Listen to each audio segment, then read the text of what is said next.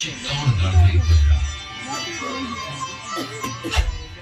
सन 1567 में अकबर ने जब चित्तौड़गढ़ पर आक्रमण किया तो मेवाड़ के प्रमुख सरदारों और सेना नायकों के आग्रह पर महाराणा उदय सिंह ने चित्तौड़गढ़ छोड़ दिया। अपने देश, कुल, गौरव और मातृभूमि की मर्यादा के लिए प्राण न्योछावर करने वाले योद्धाओं और ललनाओं से प्रताप ने न केवल सीख ली बल्कि ये घटना उनके जीवन का आधार बन गई। फरवरी 1572 को महाराणा उदय सिंह का देहांत हुआ। प्रताप की ज्येष्ठता और योग्यता को ध्यान में रखते हुए सरदारों ने उनको राजगद्दी पर आसीन किया। होली के दिन उनका गोगुंदा में राज तिलक हुआ। उस समय तक लगभग सभी राजाओं ने अकबर की अधीनता स्वीकार कर ली थी। एकमात्र महाराणा प्रताप ने अपना मस्तक अकबर के आगे नहीं झुकाया। प्रताप मुगलों से लोहा लेने की तैयारी में जी जान से जुट गए। 18 जून 1576 की सुबह हल्दी घाटी और खमनोर के मध्य एक मैदान में ऐतिहासिक युद्ध हुआ। महाराणा प्रताप की सेना गोगुंदा से हल्दी घाटी पहुंची, जबकि सेनापति मानसिंह के नेतृत्व में मुगल सेना ने हल्दी घाटी के ठीक नीचे मैदान में अपना मोर्चा जमाया।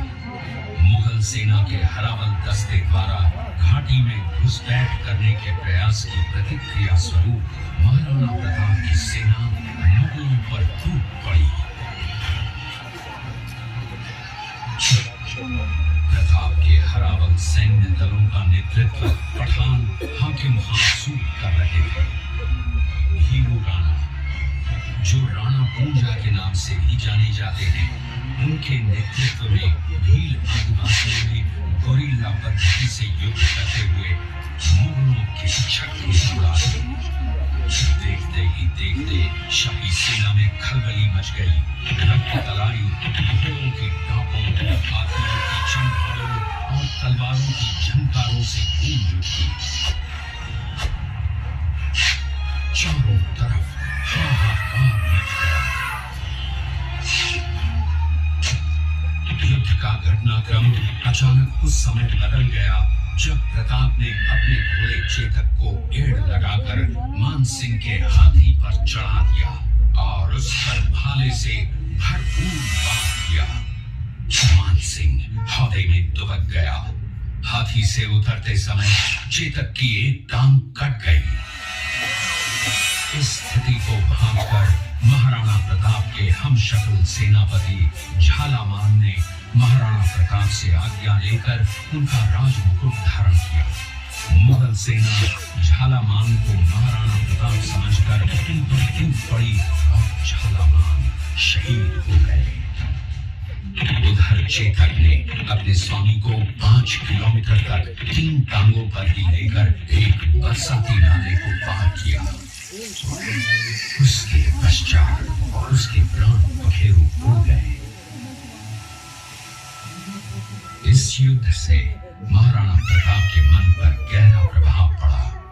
परिणाम स्वरूप उन्होंने मुगलों पर विजय प्राप्त करने तक राजसी ठाट बाट छोड़ने और पत्तों पर भोजन करने का प्रण लिया, जिसे उन्होंने जीवन भर निभाया।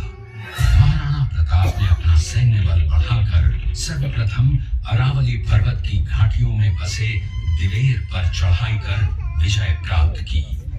इसके बाद कुंभलगढ़ पर भी विजय प्राप्त की। सिर्फ चित्तौड़गढ़ को छोड़कर सारे मेवाड़ को अपने अधीन कर लिया। कालांतर में महाराणा ने चावंड में अपनी राजधानी स्थापित की।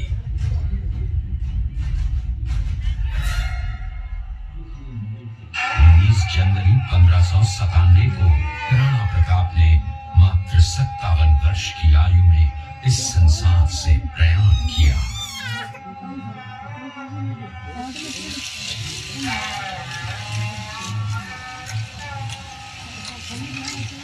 हल्दी घाटी का युद्ध एक सांप्रदायिक युद्ध न होकर आत्मसम्मान, मातृभूमि की स्वतंत्रता व स्वाधीनता का संघर्ष था।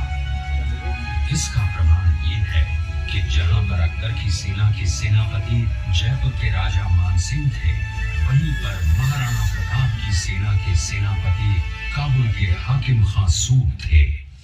महाराणा प्रताप स्वतंत्रता की वेदी पर एक ऐसा अंगारा था जो आत्मसम्मान व देश गौरव के लिए दिन रात जलता रहा, धधकता रहा और अंत में बुझकर भी उसने देश में ऐसा लौह भर दिया जिसकी प्रखर किरणों ने भारत माता को गुलामी की जंजीरों से मुक्त कराने के लिए सदा प्रेरित किया।